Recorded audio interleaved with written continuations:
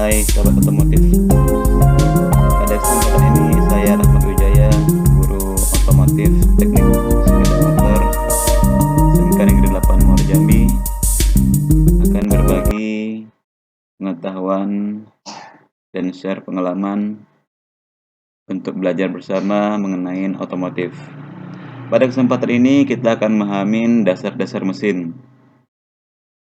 Pelajaran kelas 10 teknik bisnis sepeda motor. Yuk kita lihat bersama-sama. Perhatikan bekerjanya sebuah kendaraan.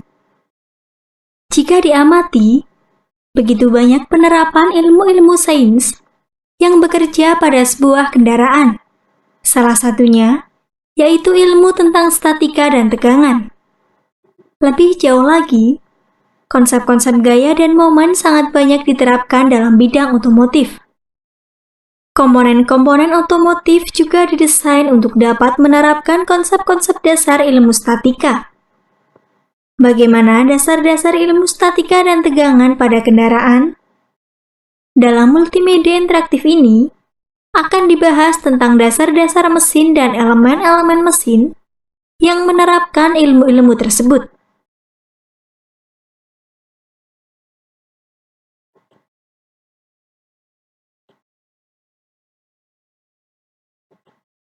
Kompetensi dasar kita pada hari ini adalah memahami dasar-dasar mesin, kemudian menerapkan perhitungan dasar-dasar mesin. Adapun indikatornya adalah pertama, menjelaskan dasar ilmu statika dan tegangan sesuai konsep keilmuan yang terkait. Dua, menerangkan komponen elemen mesin sesuai konsep keilmuan yang terkait. Kita bahas satu persatu dalam materi. Pengertian elemen mesin. Mesin adalah sebuah alat yang memindahkan energi atau benda sehingga mempunyai efisiensi. Efisiensi adalah perbandingan antara luaran dengan masukan yang berkaitan dengan kerja. Dalam hal ini, efisiensi meliputi efisiensi mekanis, termis, hidrolis, dan elektris. Elemen adalah bagian penting yang dibutuhkan dari suatu keseluruhan yang lebih besar. Elemen mesin adalah bagian dari suatu alat untuk memindahkan energi atau benda yang punya efisiensi mekanis, termis, hidrolis, maupun elektris. Berikut contoh-contoh dari contoh mekanis, yaitu pesawat angkat, dongkrak, mesin pres, mesin tekuk, dan mesin perkakas. Contoh termis adalah ketel uap, motor bakar, mesin uap, dan turbin uap. Contoh hidrolis adalah pompa air dan turbin air. Sedangkan contoh elektrik adalah pembangkit listrik dan motor listrik. Berikut gambar sebuah mesin.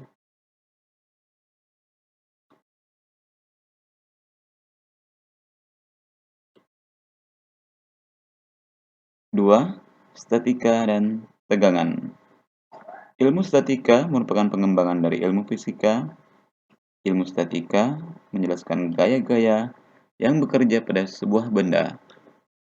Sebagai contoh, beban kendaraan pada jembatan atau jalan, beban akibat timbunan tanah pada dinding penahan tanah atau retaining wall, beban air waduk pada bendungan, dan lain sebagainya.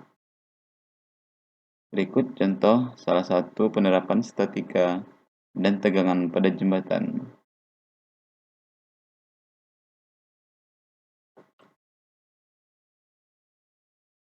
Retaining wall. Sebagai contoh beban kendaraan pada jembatan atau jalan, beban akibat timbunan tanah pada dinding penahan tanah, retaining wall. Ini retaining wall.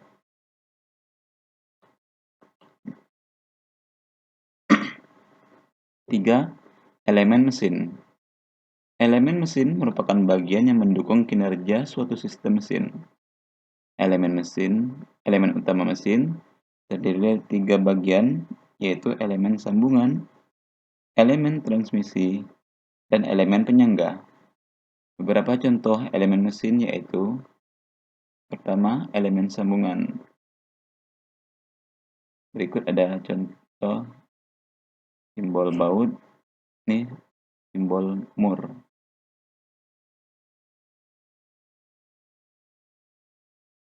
Cara penulisan baut metrik, kita lihat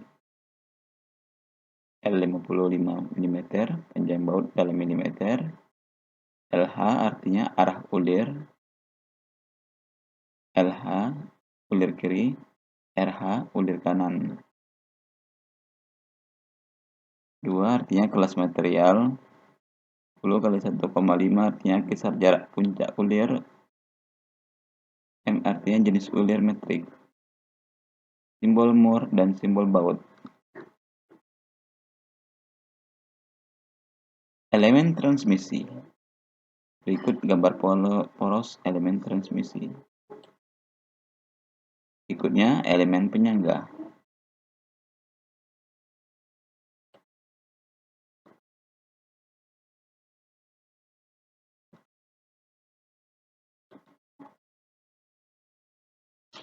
Statika dan tegangan.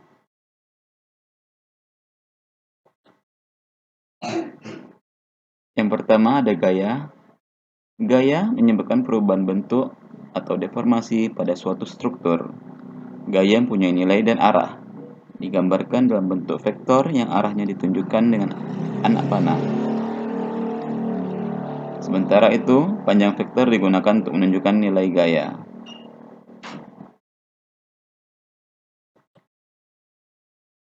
Hukum paralelogram gaya. Sebuah gaya yang bereaksi pada suatu arah atau titik dapat diganti dengan sebuah gaya resultan yang apabila ujung keduanya dihubungkan dengan garis akan bentuk jajar genjang. Ini kalau dihubungkan garis bentuk jajar genjang. Hukum transmisibilitas gaya. Kondisi keseimbangan atau gerak suatu benda tegar tidak akan berubah apabila gaya yang beraksi pada suatu titik diganti dengan gaya lain yang sama besar dan arahnya, tapi beraksi pada suatu titik yang berbeda, asalkan kedua gaya tersebut terletak pada suatu garis aksi yang sama. Ini gambar transmisibilitas gaya, seperti sebuah segitiga. Hukum 1 Newton. Jika resultan gaya sigma F dan atau momen sigma M yang dikenakan benda sama dengan 0, maka sistem akan seimbang.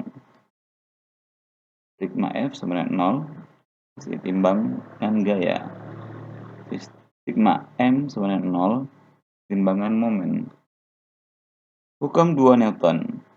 Jika resultan gaya atau momen yang dikenakan pada benda tidak sama dengan 0, maka benda tersebut akan mendapat percepatan linear atau angular berbanding lurus dengan resultan yang bersangkutan. A sama dengan sigma F per M. Untuk gerak lurus, A sama dengan sigma M per I untuk gerak melingkar. Hukum 3 Newton. Setiap benda yang mendapat gaya aksi akan memberikan gaya reaksi yang besar yang sama dengan gaya aksi, tetapi arahnya berlawanan. Berikutnya, vektor resultan. Jumlah gaya yang bekerja pada suatu struktur dapat direduksi menjadi satu resultan gaya. Menghitung resultan gaya tergantung pada jumlah dan arah dari gaya-gayanya. Beberapa cara untuk menghitung atau mencari resultan gaya sebagai berikut. 1. Metode penjumlahan dan pengurangan vektor gaya. Metode penjumlahan dan pengurangan vektor gaya.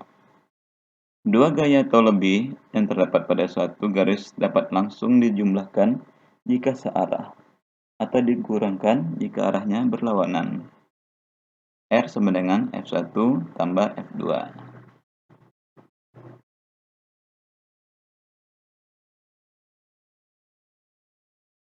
F1 tambah F2.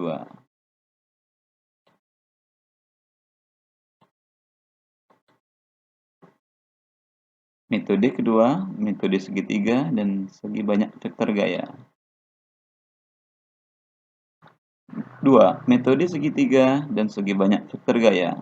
Jika gaya-gaya yang bekerja tidak segaris, maka dapat digunakan cara paralelogram dan segitiga gaya.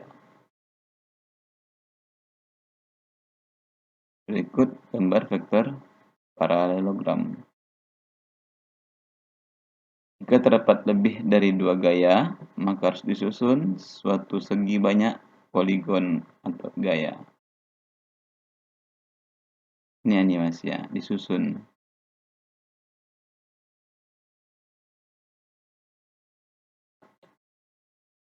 3. Metode proyeksi vektor gaya. Metode proyeksi vektor gaya. Proyeksi berusultan dari dua buah vektor gaya pada setiap sumbu adalah sama dengan jumlah aljabar proyeksi tiap-tiap komponennya pada sumbu yang sama. X1 dan X2 adalah berturut-turut adalah proyeksi gaya F1 dan R terhadap sumbu X. Sedangkan Y1 dan Y adalah masing-masing proyeksi gaya F1 dan R terhadap sumbu Y, di mana XI sama dengan FI dikali kosinus AI X sama dengan R kali kosinus alfa. Ini rumusnya.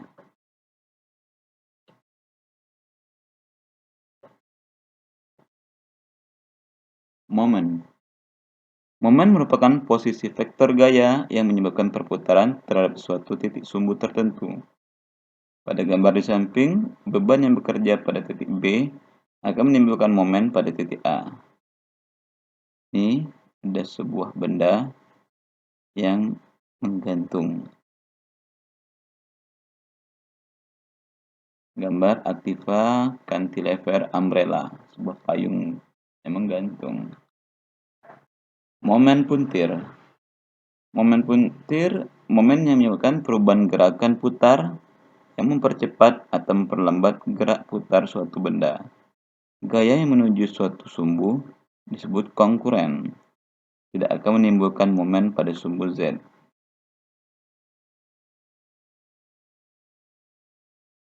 Ini gambar knalpot mobil.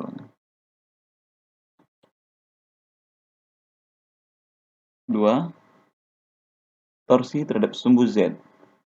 Torsi terhadap sumbu Z akan menyebabkan kepuntiran pada pipa. Besarnya momen ditentukan oleh besarnya gaya F dan lengan momen. Jarak tegak lurus gaya terhadap titik putar yang ditinjau. Torsi terhadap sumbu Z.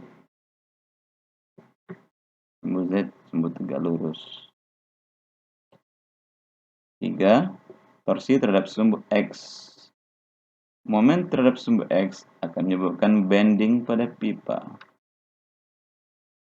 Gambar terhadap sumbu X. Ini pipa, angkat ke atas.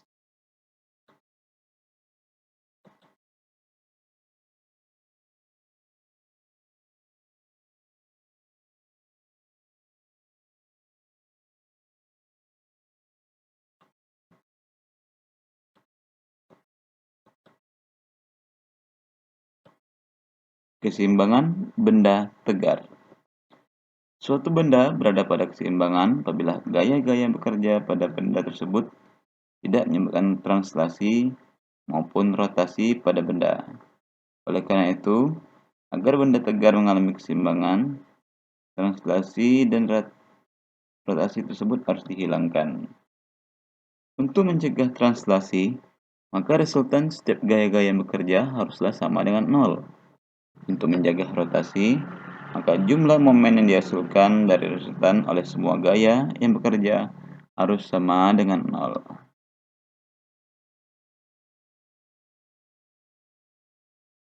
Keseimbangan benda tegar yang pertama, keseimbangan gaya. Dua buah gaya seimbang harganya sama, berlawanan arah dan segaris kerja. Gaya yang bekerja dalam suatu keseimbangan jika dijumlahkan secara geometris akan bentuk segi banyak tertutup. Tapi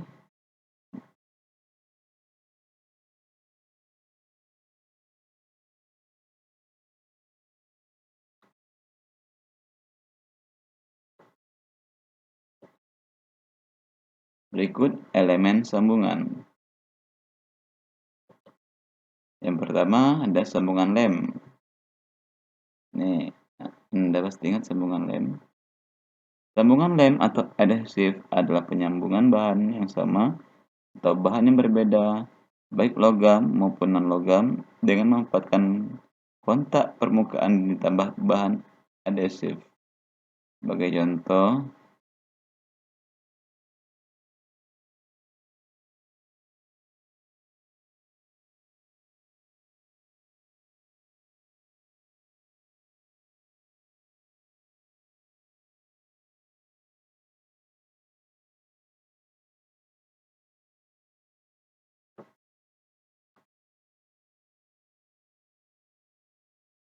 sendi sambungan lem. Kekuatan sambungan lem.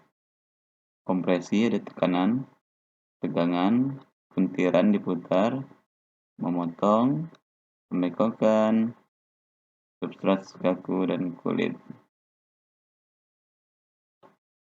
Desain sambungan lem. Nah, ini ada posisi salah, ini ada yang lem benar.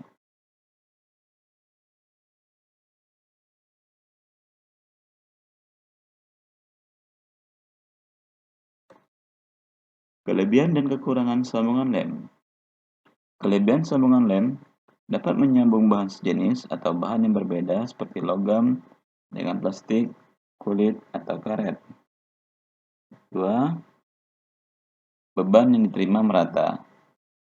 3. Tidak mengalami konsentrasi tegangan. 4. Isolator terhadap panas dan listrik. 5. Pengerjaan pada suhu rendah. 6. Tidak merusak permukaan. 7. Tidak terjadi korosi listrik. 8. Dapat menyesuaikan diri terhadap pemuaian. 9. Mudah dan murah, terutama pada proses perekatan dingin. 10. Tidak menambah beban, berat, atau volume, terutama untuk konstruksi pesawat terbang. Yang terakhir, kedap gas dan cairan. Kekurangan sambungan lem. 1. Kemampuan menahan beban kejut, bengkok, dan kupas rendah. Kemampuan menahan panas terbatas. 3. Kurang tahan terhadap beban pergantian. 4. Memerlukan penanganan awal terhadap permukaan benda yang akan direkat. 5.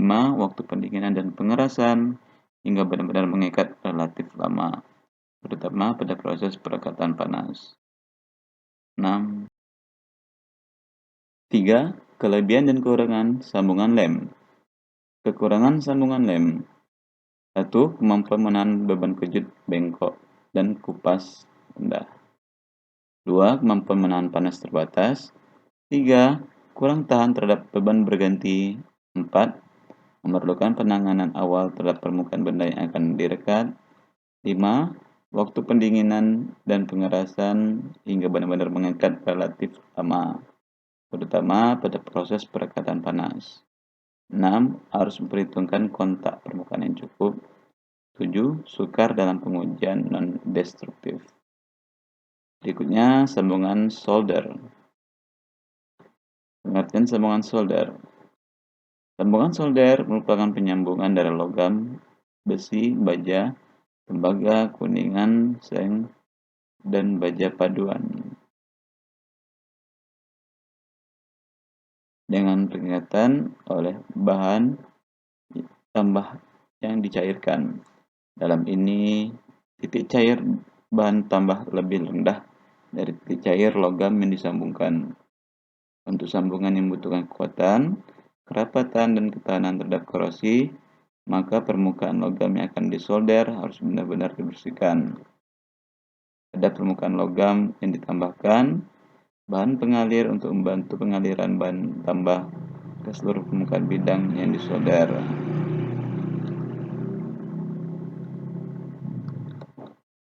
Sambungan paku keling atau rivet joint.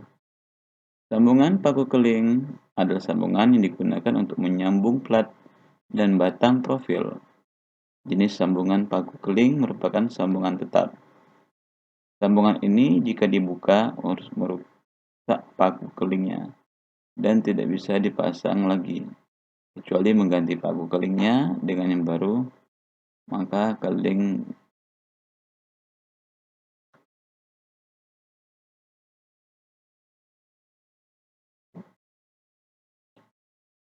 bentuk kepala paku keling.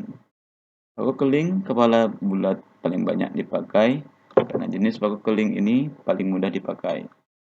Bahan yang digunakan untuk membuat paku keling antara lain baja kenyal, baja paduan, loyang, dan aluminium. Nah, berikut gambar paku keling kepala bulat.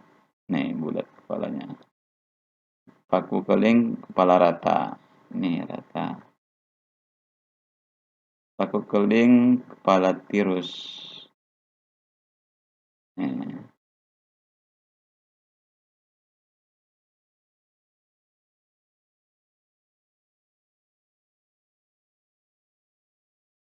Bentuk kampuh paku keling.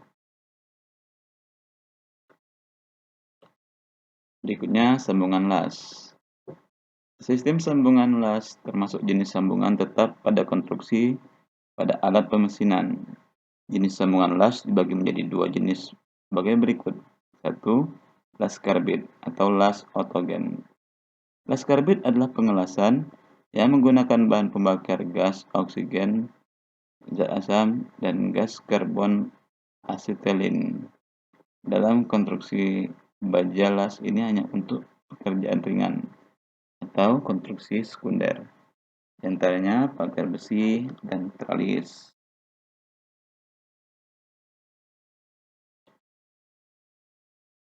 Ada berikutnya las listrik atau las lumer. Las listrik adalah pengelasan yang menggunakan energi listrik. Konstruksi baja yang bersifat struktural, maka sambungan las tidak diizinkan menggunakan las otogen. Kan sudah 5.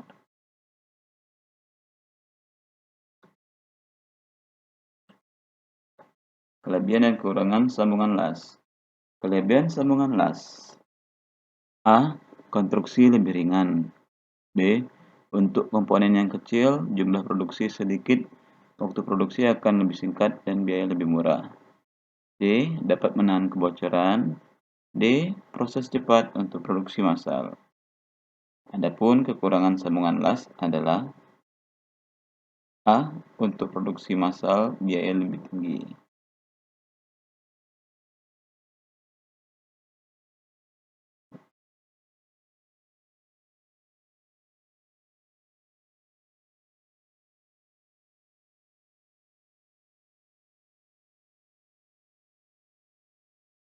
Kekurangan sambungan las untuk produksi massal biaya lebih tinggi. Kesulitan untuk mengetahui mutu las. C. Pengerjaannya memerlukan pengalaman khusus. D. Memerlukan pengetahuan tentang bahan yang akan dilas. Sambungan ulir. Pengertian sambungan ulir. Sambungan ulir adalah sambungan yang menggunakan konstruksi ulir untuk mengikat dua atau lebih komponen pemesinan. Sambungan ulir merupakan jenis sambungan semi permanen, dapat dibongkar pasang. Sambungan ulir terdiri atas dua jenis sebagai berikut. 1. Sambungan baut. 2. Sambungan mur. Pertama, sambungan baut. Baut digunakan secara luas dalam industri kendaraan bermotor. Pada kendaraan bermotor terdapat banyak sekali komponen yang dibuat secara terpisah, kemudian disatukan menggunakan baut dan mur. Tujuannya agar memudahkan melakukan pelepasan kembali saat diperlukan. Misalnya untuk melakukan pekerjaan perbaikan atau penggantian komponen. Baut biasanya digunakan berpasangan dengan mur. Bagian batang baut yang berulir dimasukkan untuk menempatkan dengan celah lubang timur. 2. Sambungan mur. Mur biasanya terbuat dari baja lunak, meskipun untuk keperluan khusus dapat juga digunakan beberapa logam atau paduan logam lain.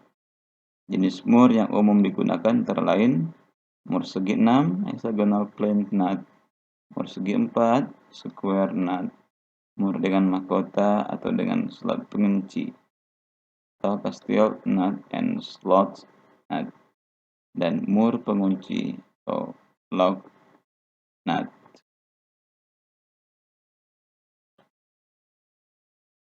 Jenis-jenis baut. Jenis-jenis baut dibedakan menjadi dua jenis sebagai berikut. 1. Baut hitam. 2. Baut pas. 1. Baut hitam, yaitu baut dari baja lunak. Standarnya 34, banyak dipakai untuk konstruksi ringan atau sedang, misalnya bangunan gedung, diameter lubang, dan diameter batang baut memiliki kelonggaran 1 mm. 2. Baut pas, yaitu baut dari baja mutu tinggi. Dipakai untuk konstruksi berat atau beban bertukar seperti jembatan, jalan raya, diameter lubang, dan diameter batang baut relatif.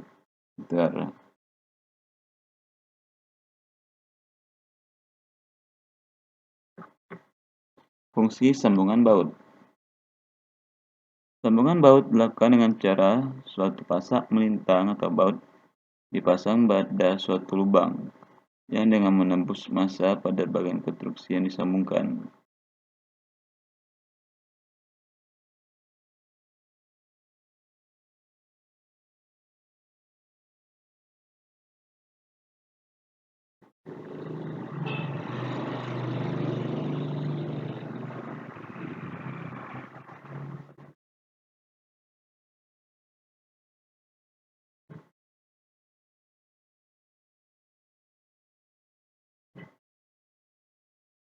Fungsi sambungan baut. Sambungan baut dilakukan dengan cara untuk suatu pasak melintang atau baut dipasang pada suatu lubang yang dengan menembus masuk pada bagian konstruksi yang disambungkan. Fungsi sambungan baut pada konstruksi mesin sebagai berikut. 1. Pengamanan bagian atas dan bawah suatu kotak roda gigi. 2. Untuk pengaturan kekuatan putar atau kekuatan luncur dari naf terhadap poros. 3. Untuk sambungan fleksibel atau bantalan dari sirip batang, piringan, dan roll. 4. Untuk penghenti dari pegas batang yang seperti tadi. Kelebihan dan kekurangan sambungan ulir.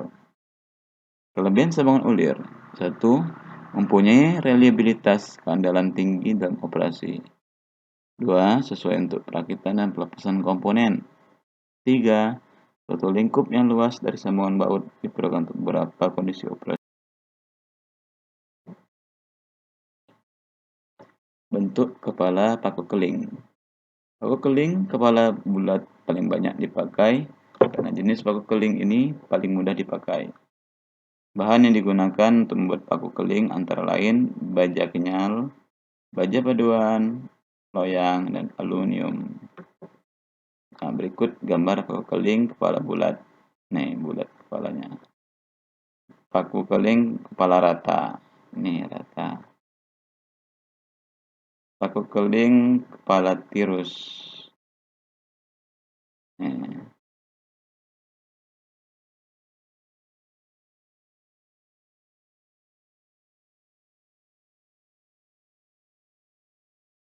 Bentuk kampuh paku keling. Berikutnya sambungan las. Sistem sambungan las termasuk jenis sambungan tetap pada konstruksi pada alat pemesinan. Jenis sambungan las dibagi menjadi dua jenis sebagai berikut. 1.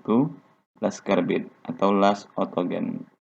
Las karbit adalah pengelasan yang menggunakan bahan pembakar gas oksigen, zat asam, dan gas karbon asetilin. Dalam konstruksi baja las ini hanya untuk pekerjaan ringan atau konstruksi sekunder, di antaranya pagar besi dan tralis.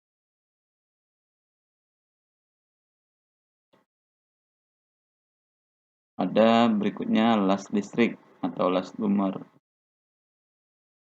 Las listrik adalah pengelasan yang menggunakan energi listrik. Konstruksi baja yang bersifat struktural, maka sambungan las tidak diizinkan menggunakan las autogen. Dan sudah 5. Kelebihan dan kekurangan sambungan las. Kelebihan sambungan las. A. Konstruksi lebih ringan. B. Untuk komponen yang kecil, jumlah produksi sedikit, waktu produksi akan lebih singkat dan biaya lebih murah. C. Dapat menahan kebocoran. D. Proses cepat untuk produksi massal. Adapun kekurangan sambungan las adalah A. Untuk produksi massal biaya lebih tinggi.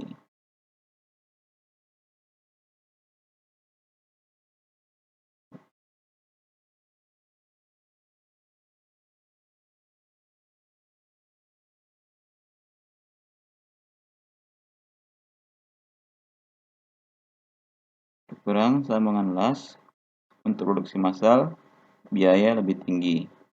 Kesulitan untuk mengetahui mutu las. D. Pengerjaannya memerlukan pengalaman khusus. D. Memerlukan pengetahuan tentang bahan yang akan dilas. Sambungan ulir. Pengertian sambungan ulir. Sambungan ulir adalah sambungan yang menggunakan konstruksi ulir untuk mengikat dua atau lebih komponen pemesinan.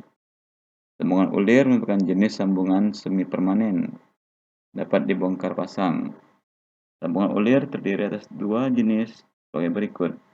1. Sambungan baut. 2. Sambungan mur. Pertama, sambungan baut. Baut digunakan secara luas dalam industri kendaraan bermotor. Pada kendaraan bermotor terdapat banyak sekali komponen yang dibuat secara terpisah, kemudian disatukan menggunakan baut dan mur. Tujuannya agar memudahkan melakukan pelepasan kembali saat diperlukan. Misalnya untuk melakukan pekerjaan perbaikan atau penggantian komponen. Baut biasanya digunakan berpasangan dengan mur. Bagian batang baut yang berulir dimasukkan untuk menempatkan dengan celah lubang mur. 2. Sambungan mur. Mur biasanya terbuat dari baja lunak, meskipun untuk keperluan khusus dapat juga digunakan beberapa logam atau paduan logam lain.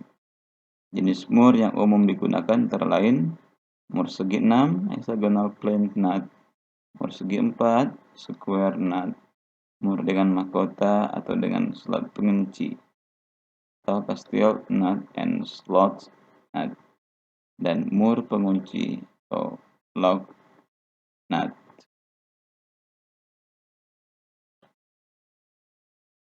Jenis-jenis baut.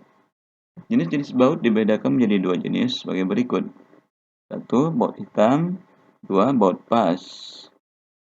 1. Baut hitam, yaitu baut dari baja lunak, standarnya 34, banyak dipakai untuk konstruksi ringan atau sedang, misalnya bangunan gedung, diameter lubang, dan diameter batang baut memiliki kelonggaran 1 mm.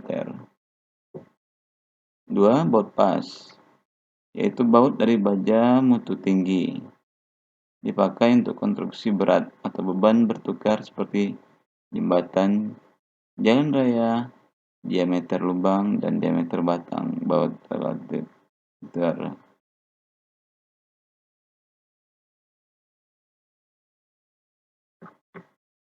Fungsi sambungan baut. Sambungan baut dilakukan dengan cara suatu pasak melintang atau baut dipasang pada suatu lubang yang dengan menembus massa pada bagian konstruksi yang disambungkan.